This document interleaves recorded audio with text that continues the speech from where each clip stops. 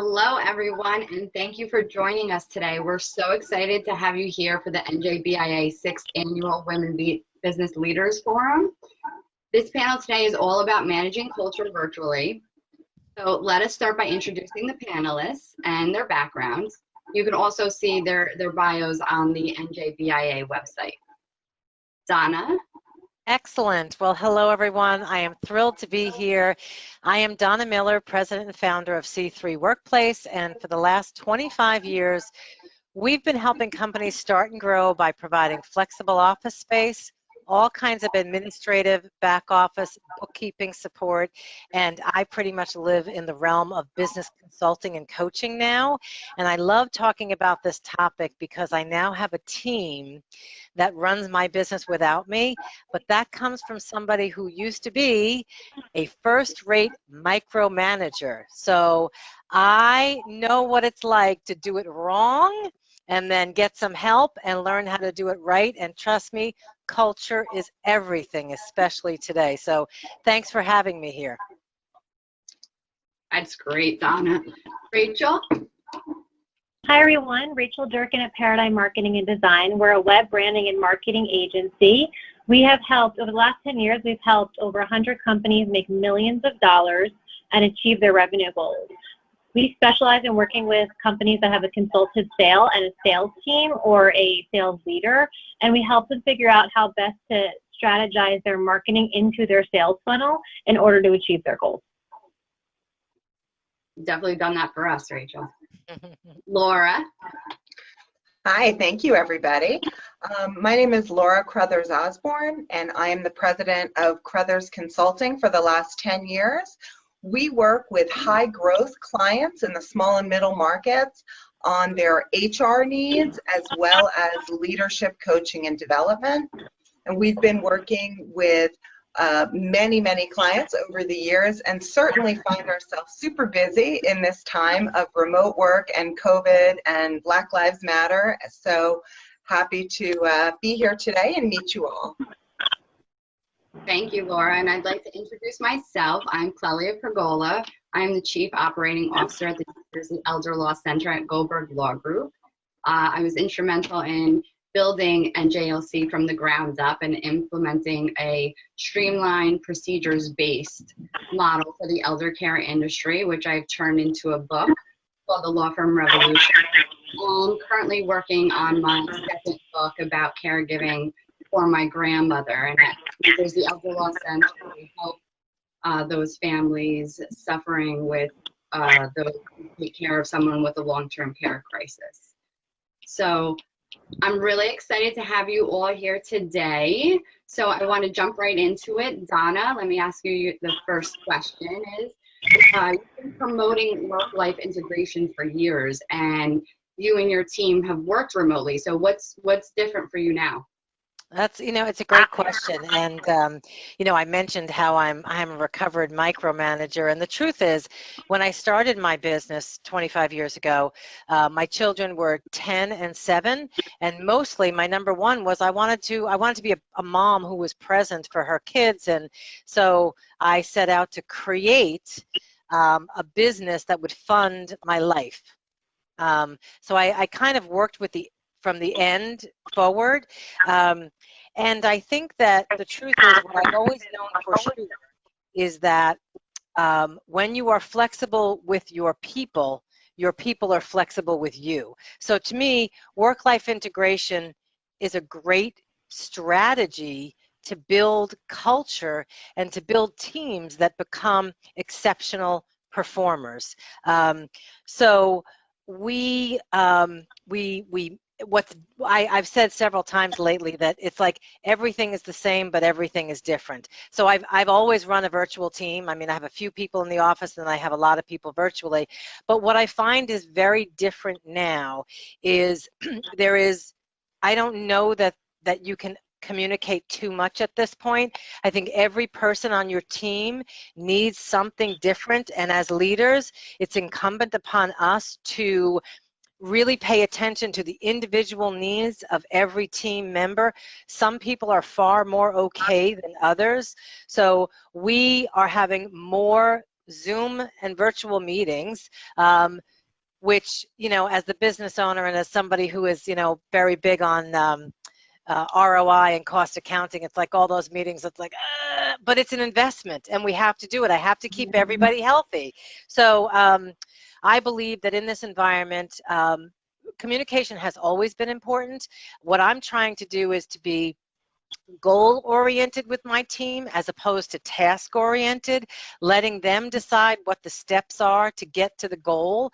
I think that comes under the realm of part of my culture is having everyone co-create solutions. And so you need that communication time, you need that brainstorming time, you need that collaboration time. And for somebody who's kind of bottom line driven, that doesn't always feel productive. And I guess that's the main point I really want to make here is we have to communicate. We have to understand that that may not always feel productive, but it's really important. We have to find those moments to hear what the person on your team or the person reporting to you really wants to say, because when we're constantly pushing forward, it may not necessarily be the safe space to say what they're really feeling. So for me, that communication is key. And then the other piece of it is, what is the technology that supports the communication? And C3 as an organization, that's what we do, is we help people set up those systems. So whether it's getting on video calls, whether it's deciding what project management software you should use, because that's another form of communication, or whether it's, are you using Slack? Are you using Teams? How are you connecting in between those meetings?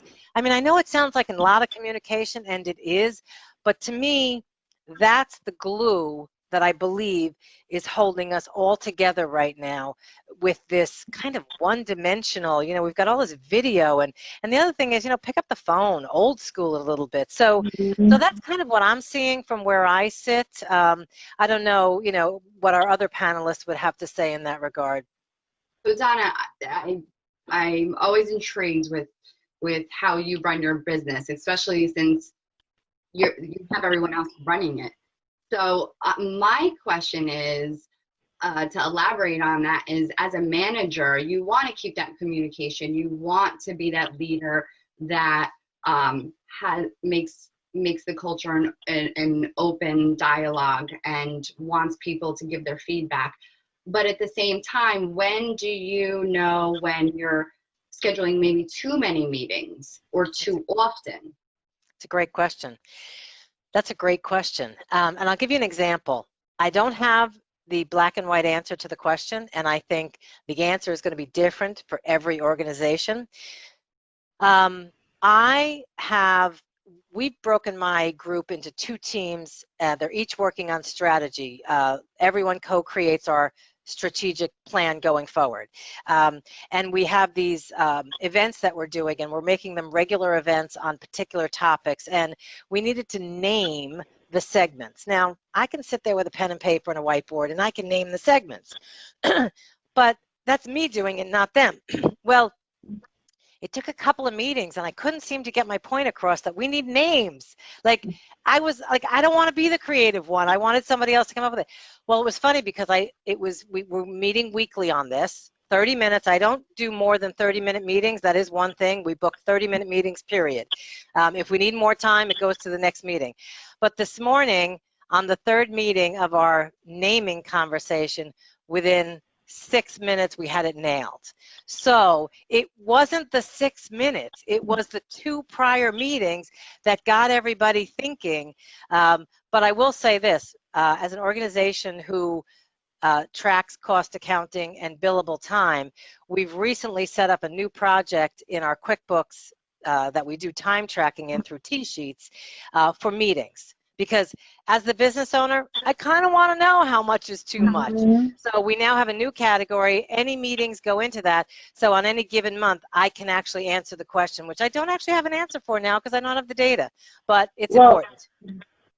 So to add on that, Donna, actually before this, we did track, you know, travel time and, you know, moving to different meetings, like if you were out of the office. And we also track in-house team meetings. And there's been, because we're in that 30-minute mark and we can be more efficient, the time, actually we've been pretty even with efficiencies because we're not driving around as much anymore. I think that's So if that alleviates any of your worry in the future, I bet it's going to even out for you. Yeah. We've had And the same experience. Yeah. And I would say, it's too much when nobody has anything to say. I do not keep the meeting going if nobody has anything to add to the meeting. I'll call it a wrap at any point if it no longer feels productive. Mm-hmm. Those are great. I'm writing stuff down. I think this is great. So Rachel, you work with quite a few of sales teams. How has the new virtual environment affected the sales culture for your team and your clients? Great question. So it's interesting. When COVID happened in March and we all had to move to virtual, I saw two different types of personalities in leadership. I saw that fight or flight response. So either they were like, I'm going to wait it out. I'm going in my bunker. Call me when the world is normal again. It'll be normal by June. We'll be fine. That was one group. And then the other groups I saw were the groups that said, things are changing and we have to change with them as fast as we can.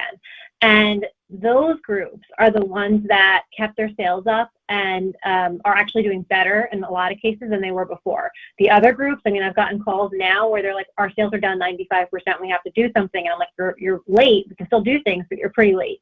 And there was three key things that I saw in these leaders that did and what they did to be successful. And the first was acceptance of the situation. And they realized that, we're in a virtual environment now. The world is changing. We need to figure out how to work this way. The second was the strategy that they were going to put in place to work that way and the communication of that strategy. Those were the three key performance indicators that I saw for success.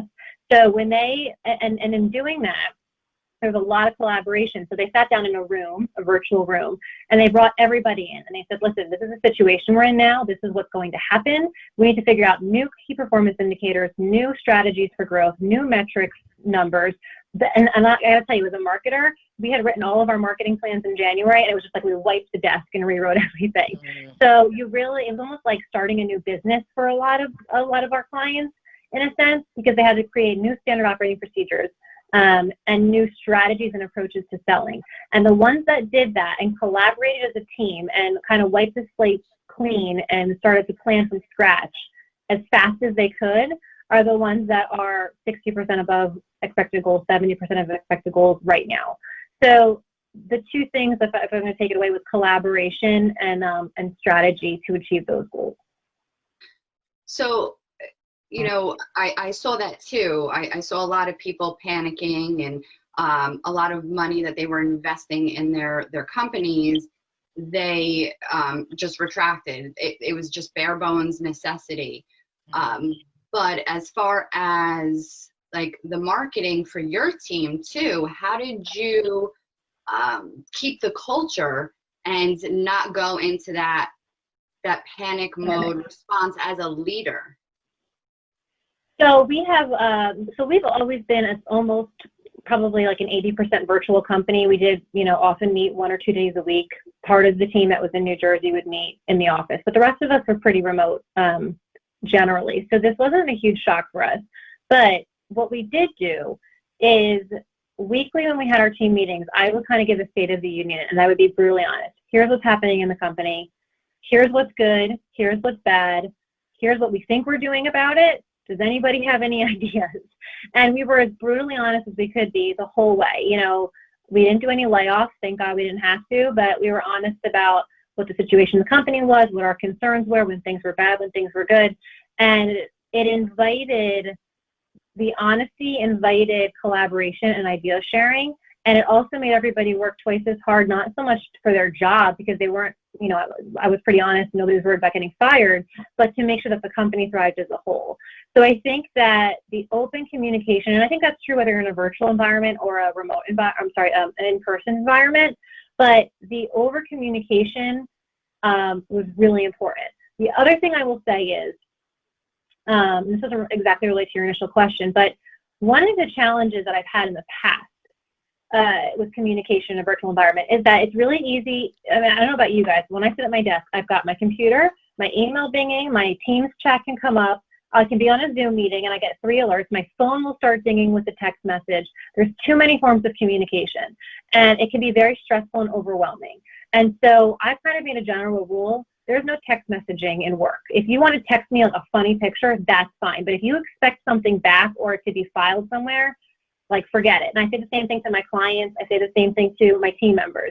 So there's agreed upon forms of communication. You know, we also have like virtual phone calls system and chat, the Teams feature, and then email, and then of course our project management system. But that's it. Unless there's an emergency, we don't go out of the norm. And because you want to limit those stressors, and you also want to respect their time outside of the workday. If you're not sitting in front of your computer or your office, then I shouldn't be bothering you, because I wouldn't be bothering you if I was in an in-person environment. So trying to respect boundaries and continue to keep those boundaries is, I think, really important for the mental health of our team and for our sales team as well, because it's a high stress environment when your sales are down in March 40%. That's so important, because we actually fell into that in the very beginning, because we were, you know, everybody was implementing all these new systems. So we had Teams, Zoom, texts, and we just wanted to get the job done. And I think it was you ladies, Laura, you too, that gave me the advice is, you know, just stick to email, stick to like 2 forms of communication, and it really does make a difference.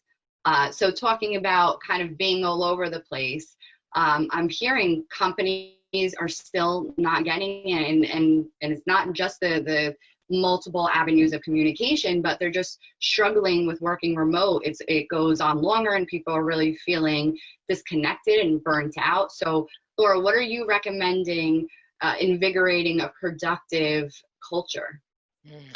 Yeah, I mean, Claudia, I think that's really going on, especially now as we're looking into moving back to virtual school and all these kind of things. So I'm going to piggyback on what Rachel and Donna said, which is communication is definitely the top thing. Communicate again. In your mind, go, oh my God, I told them 5 times. They don't need to hear it again. Yes, they do. Tell them again. And then listen. So the other part of that is really having managers ask the questions, you know, what else, as people are really feeling burnt out and have been home. Everybody can do anything for a while, right? We can all buckle in and work, you know, 18-hour days for a while, and then it starts to take a toll. And I think we're seeing with a lot of our clients now, it's starting to take a toll. So to ask people, do you feel that you're the most productive you can be? And what else would help you be more productive? Because maybe when they were in the office, they had 3 large screens in front of them, and they could work on the screens. And now that they're home, they might have just their laptop, or maybe they have 2. So it could be something as simple as like, oh, a 3rd screen would help. Sure, we'll buy you a 3rd monitor. Asking people what would help.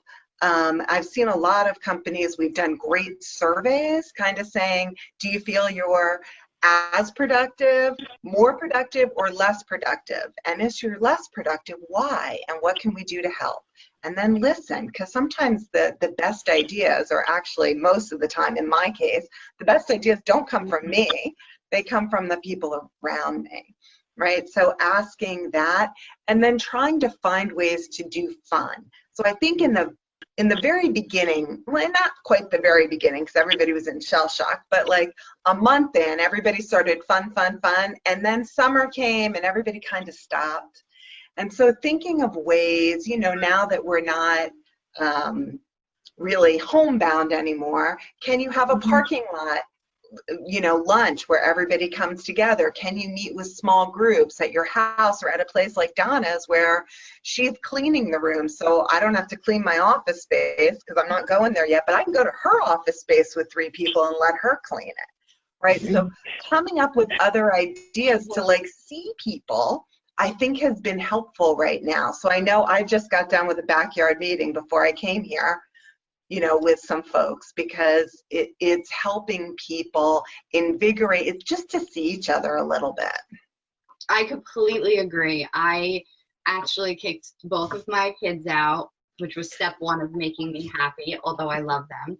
And I turned both of their rooms into an office. I just got a fold-out table. I got one of my kitchen chairs, and now two of my team members are in there. But it's funny when you said, I'm a big component of, it's not what you say, it's how you say it. But with the point that you made, it's not how you say it, it's what you say.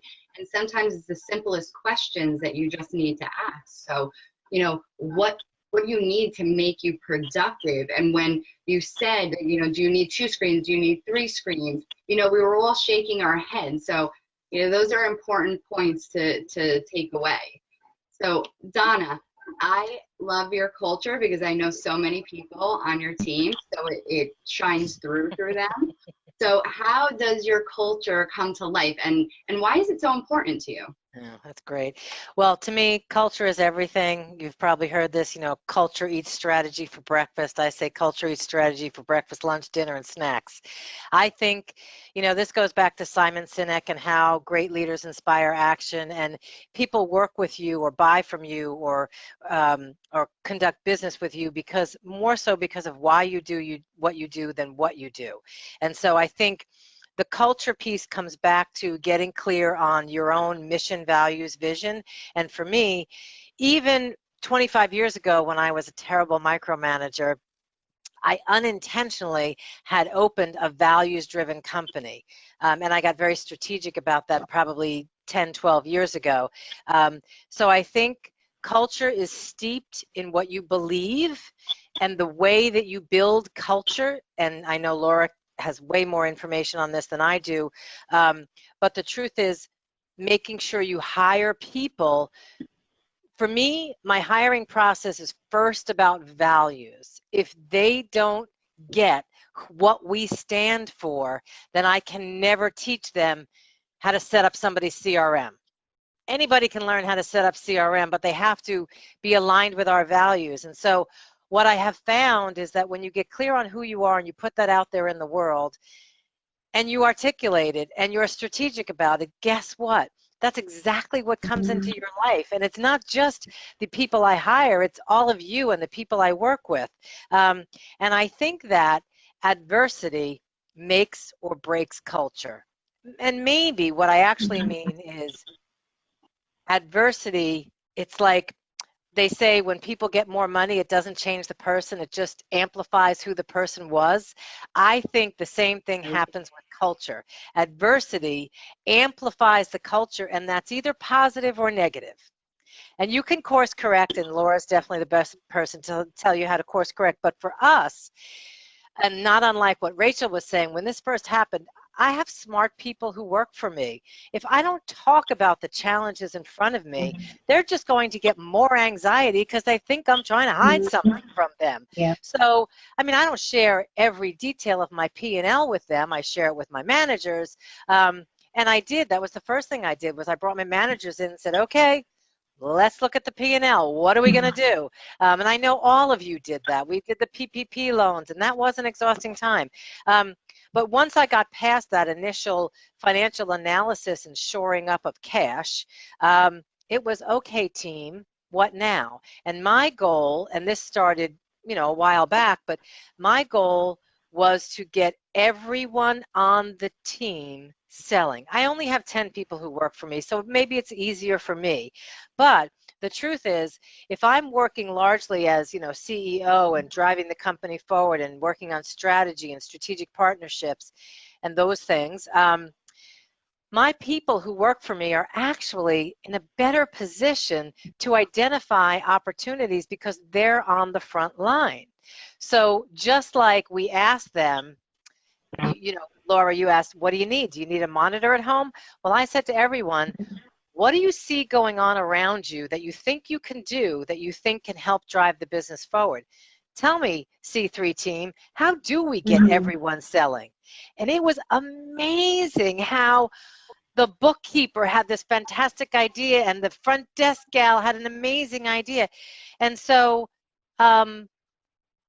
it is about getting everyone working towards a common goal. And when you articulate that goal and you invite people into that process, now, like Rachel said, they have less anxiety because nobody has control. We only have control over our behavior, but they have control over their behavior and they can contribute to the process. And for us, in terms of getting the whole team selling, the technology that glues that together for us is the CRM.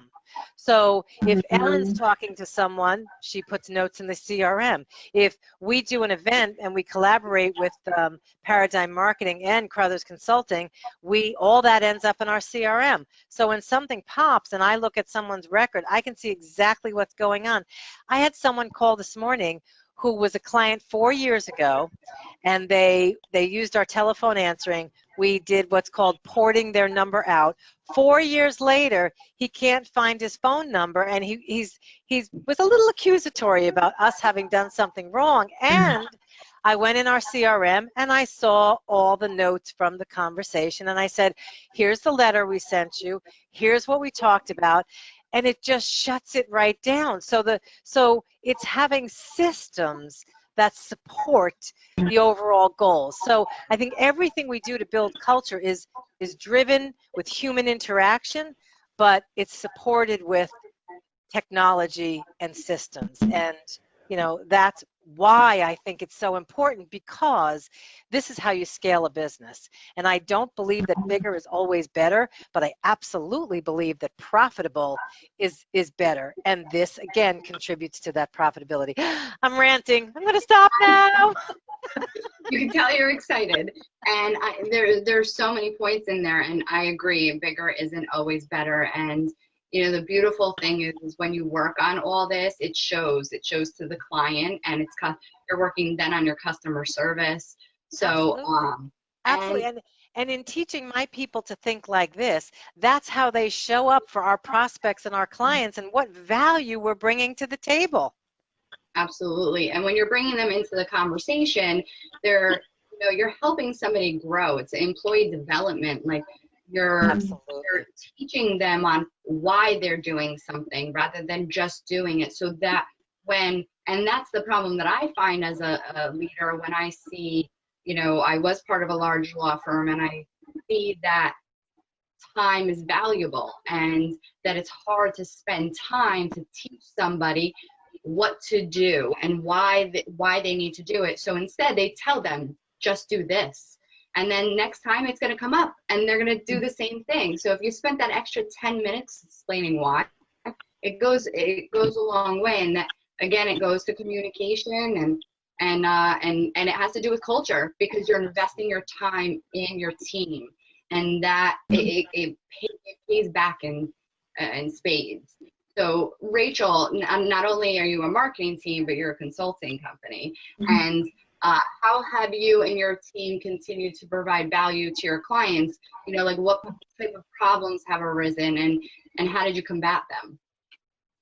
Sure. So that's a good question. So being that we've I mentioned that we were a mostly virtual company, but we still went to visit clients on a one-on-one basis. And one of the challenges a lot of our concerns our clients had was, being that we're a marketing and creative agency, how do we continue to be creative during this time and follow through on projects? So really what we do is we create strategies, plans, and creative concepts, and then we monitor and facilitate in the execution of those concepts. And so those are two, each is a half of a coin. So you have to strategize well, but you have to manage the execution well. And where I find that sometimes either clients or team members can go off track is we might have the strategy, but to your point with communication, understanding the why, it's created in a funnel. And then the operations team has a hard time executing or critically thinking when problems arise or metrics change or something along those lines. And so there's a couple things that we've done to combat that. First of all, we're very outcomes focused. We're not time focused.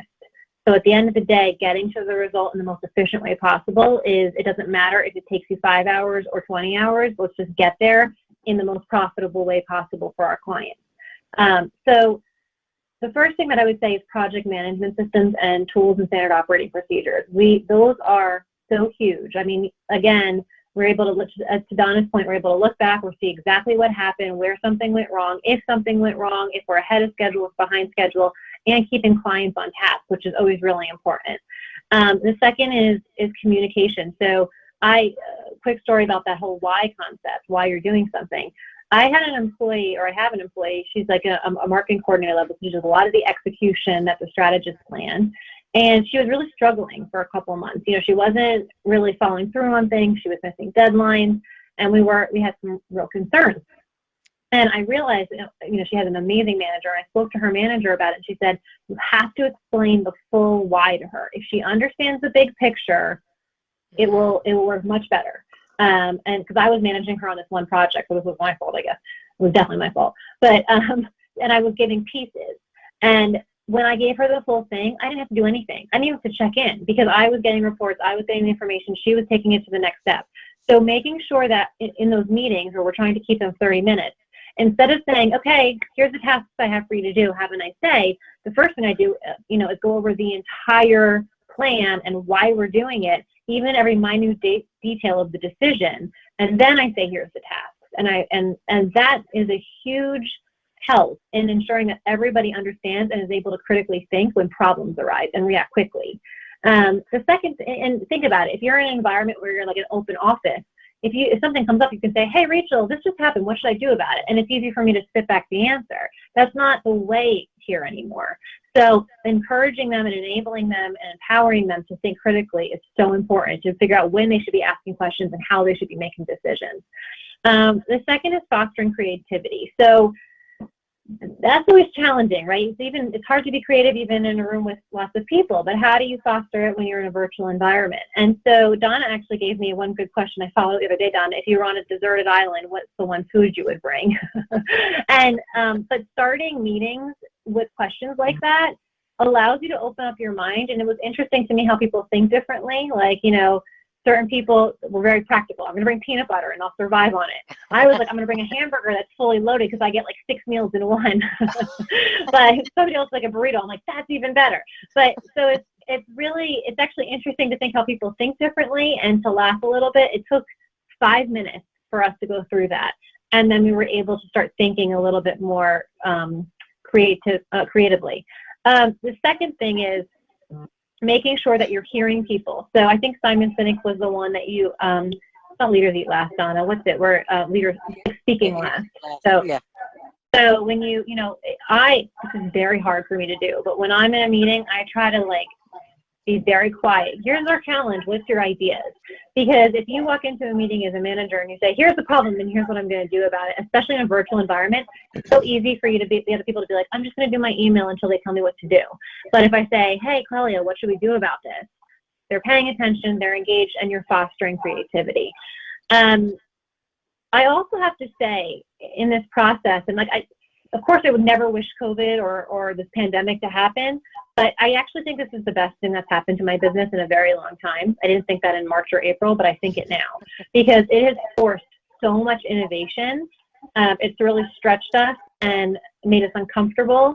And we have put, because of it, not only did we get creative, but we put so many standard operating procedures in place that we never had before. I mean, and it's easier when you're virtual. That's one benefit of virtual. It's easier to document things. It's easier to say, okay, we're going to have this conversation. I'm going to write it up and send it to you. And it's easier to encourage people to follow that process because we're not all running to different places. We're sitting in the same place and we can make sure that it's being implemented the same way.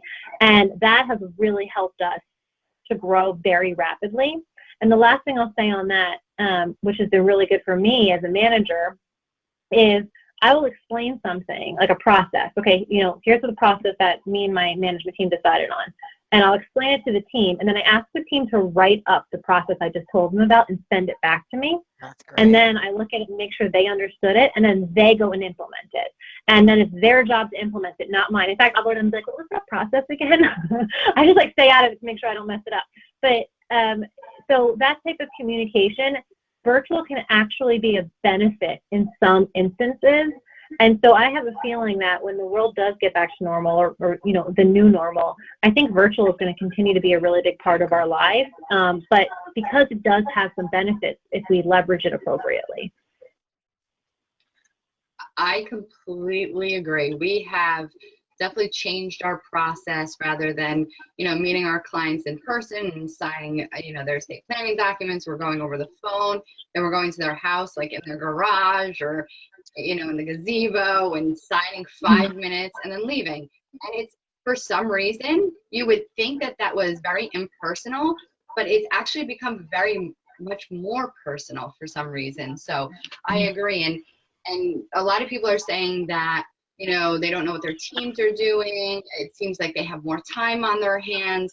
So these are great ways to put your processes in writing.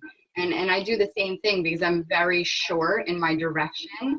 And sometimes they say that you have to speak Claudia to work here because it's just a certain language. So now I've started to do the same thing. I tell them, write me an email with what we went over, and I can correct it. So it could still be short, but concise. So Laura, how are managers dealing with team members who have children at home, and it looks like they may be homeschooling again in full? I know we're getting a lot of mixed messages. Some are going 100%, some are doing sort of a hybrid. So what advice can you give people like Rachel and I? Yeah. So, I mean, I think some of it is what we said before about communicating and asking the question. So anybody that has children on your team, we're kind of advising you to do three things. One is call them up and say, what are your plans for the fall? What's going on? How are you feeling about it? And then listening. Hear what they say. Question number two is, what could I do to support you?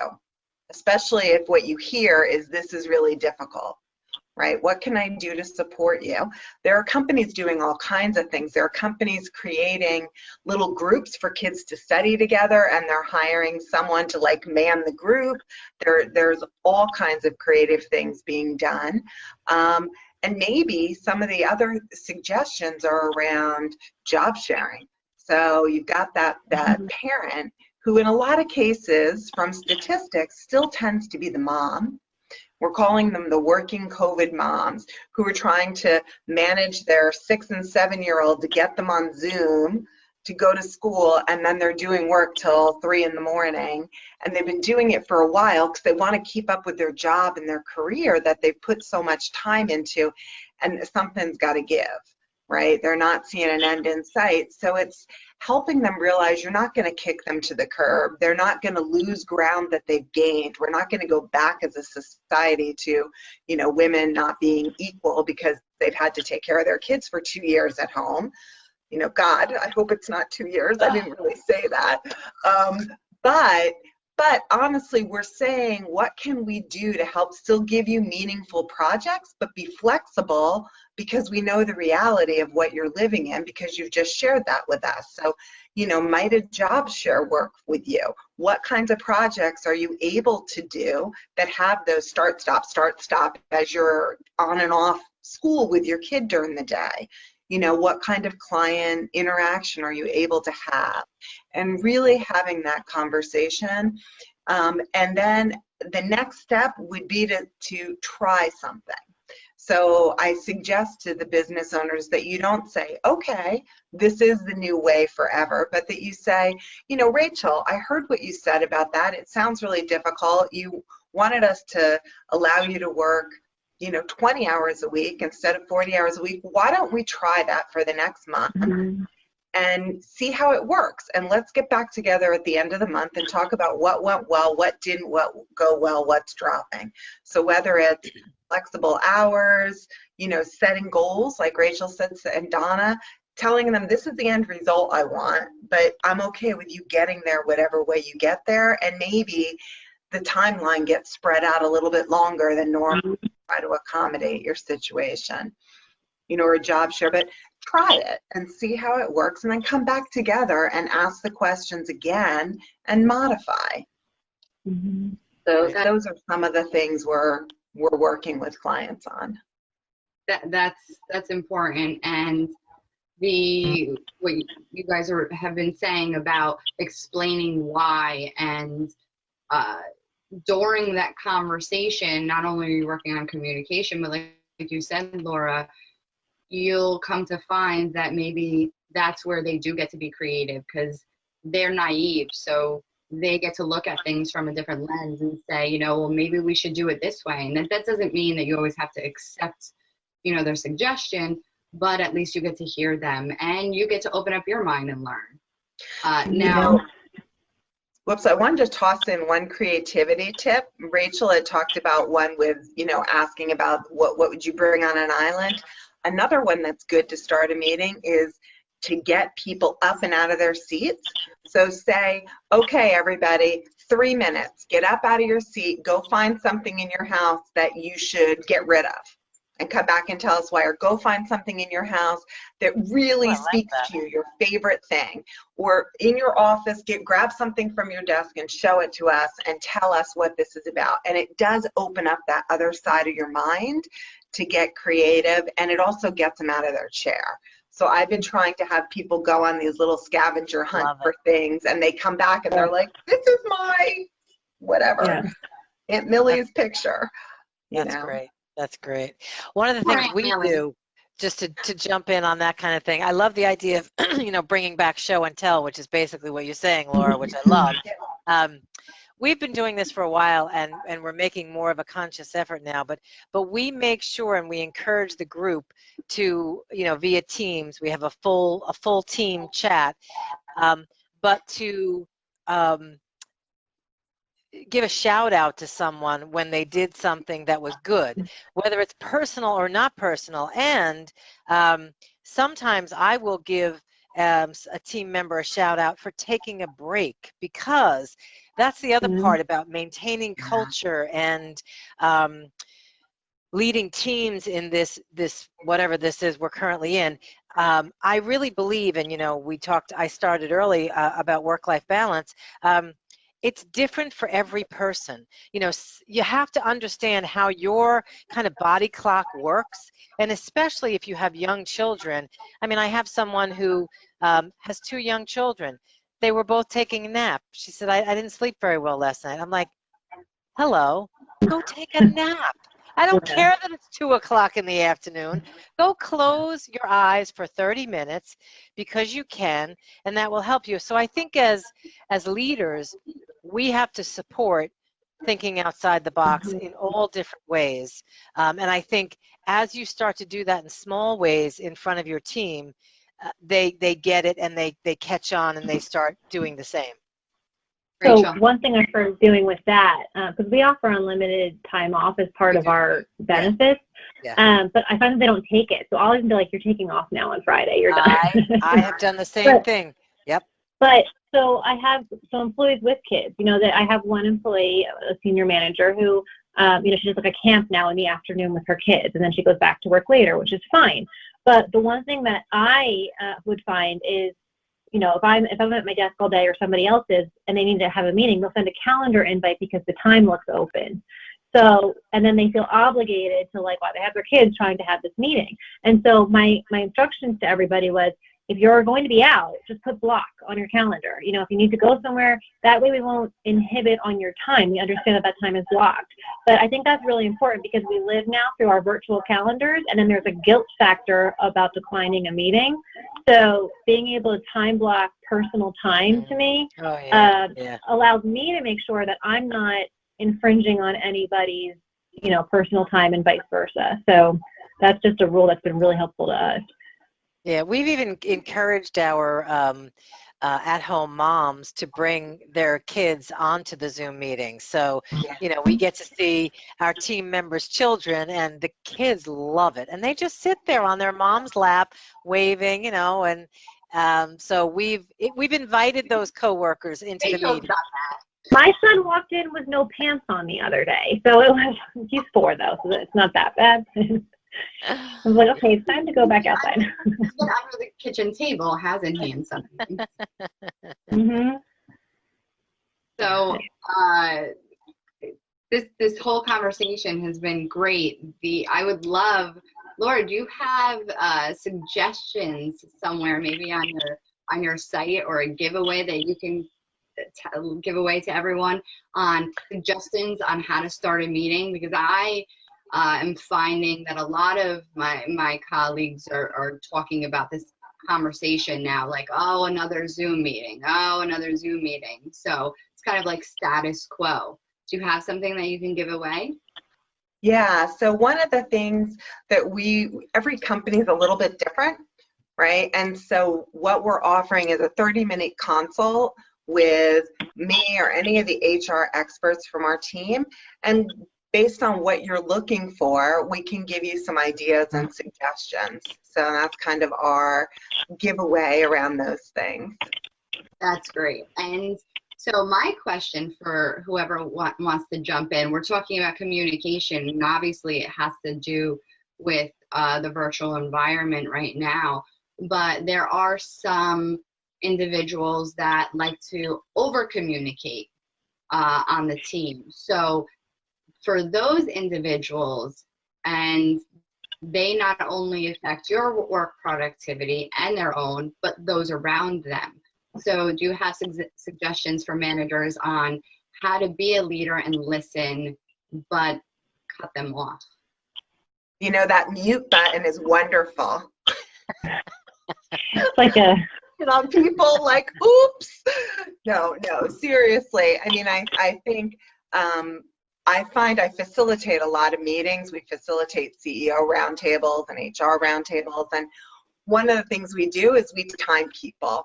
And so you ask a question and you say, okay, everybody's got 2 minutes to go around and give us, and you can have a little beeper go off and just say, you know, sorry, Donna, gotta wrap it up, you know, and have with the people that really tend to talk too much, the leaders, and most of the time they're self-aware, they know it's their thing, they'll joke about it, oh, I'm going on and on again. Say, can we come up with some kind of a gesture so that when we're on a Zoom call and you're going on and on, we can do something that lets you know you should wrap it up. So we can twirl our hair, we can go like this, you know, and come up with some kind of gesture is another way, if you don't want to time someone on a clock, to just let them know, because you want to be succinct with your time. As Rachel said, 30-minute calls is really the best. And so to say, hey, look, you know, thanks for your opinion, Donna, that was awesome. I really want to make sure we can get everybody in. So let's move to Rachel. I think it's a good idea. Very good idea. And, you know, the procedures, Rachel, you were talking about, like writing them down. And Donna, I know you're a big believer in this. And, you know, setting standards. A lot of businesses kind of overlook those things because you get started in your business and you're concerned about making money. And then you kind of get away from the basics and the foundation. But I want to emphasize that it has to do with culture, because people know where they stand, and in an environment where they're constantly having to ask questions on what they're expected to do, or, you know, are we allowed to take, you know, Fridays off and every Friday in the summer off? These are just certain standards that if we're in writing, you could just point them to, and you can get more productivity out of them. So I think that's something that everyone should take some time to look into.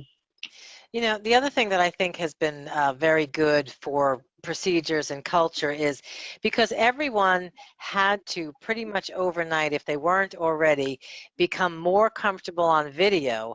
We actually ended up creating, we had a lot of this, but we've built more of it. We have a private YouTube channel with all our how-to videos.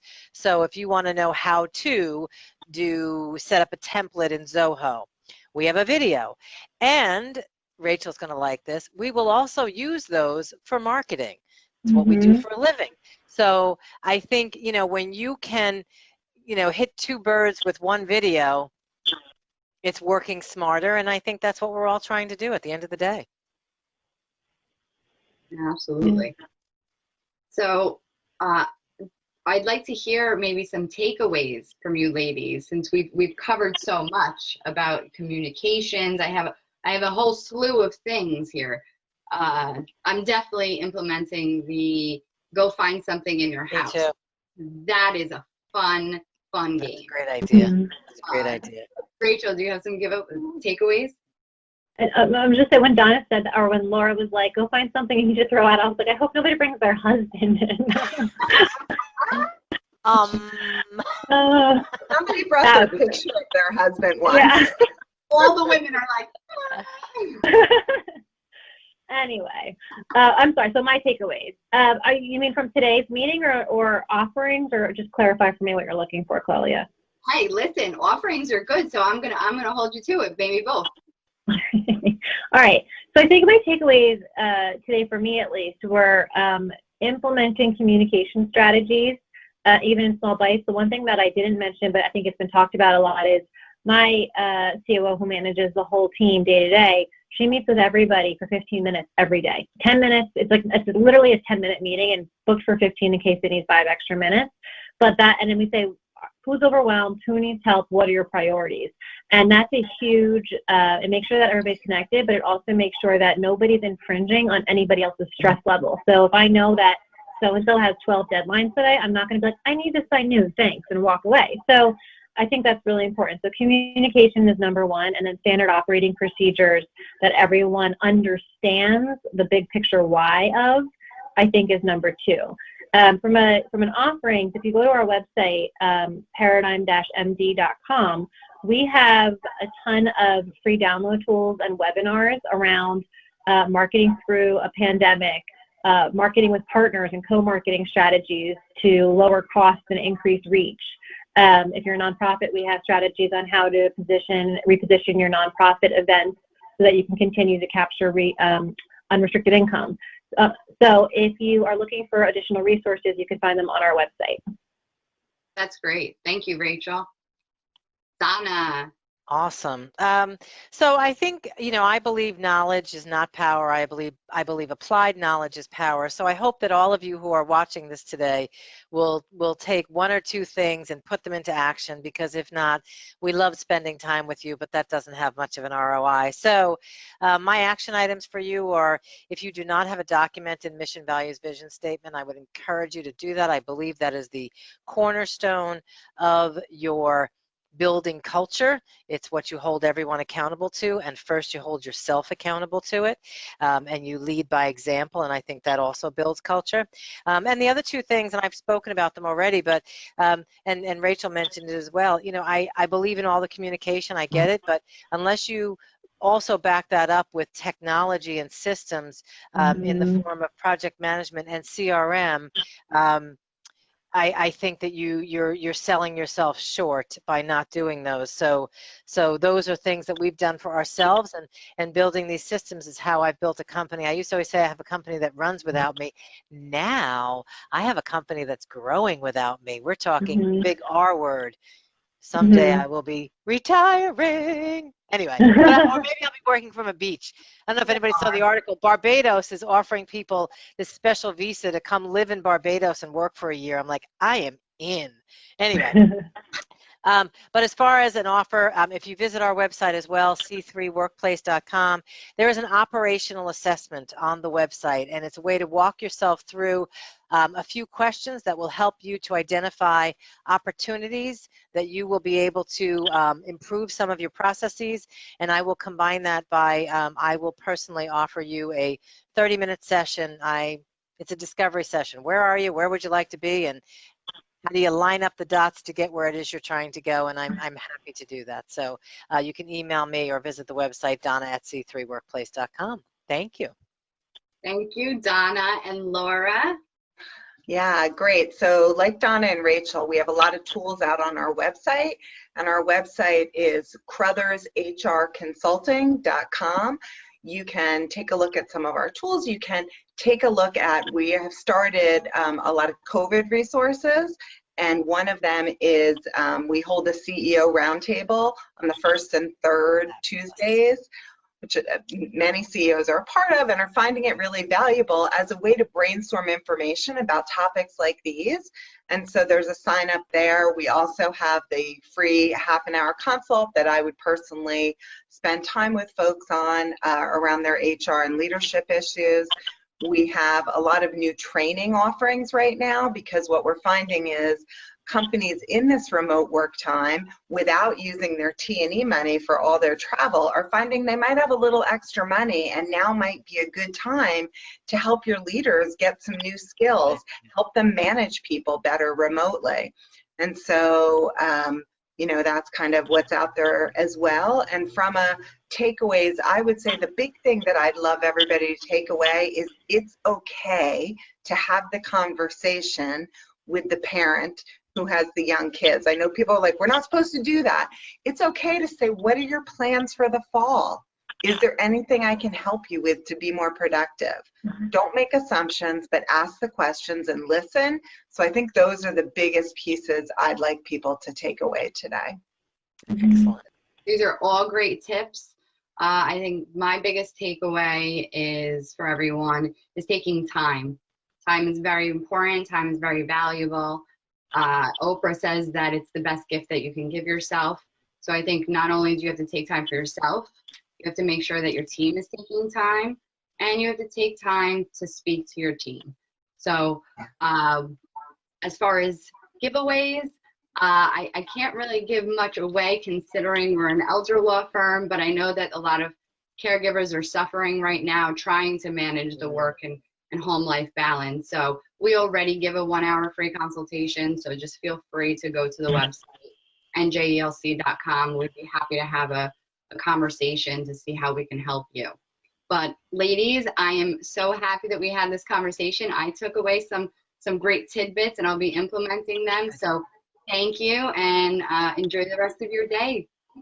Thank you, everyone. Thank you.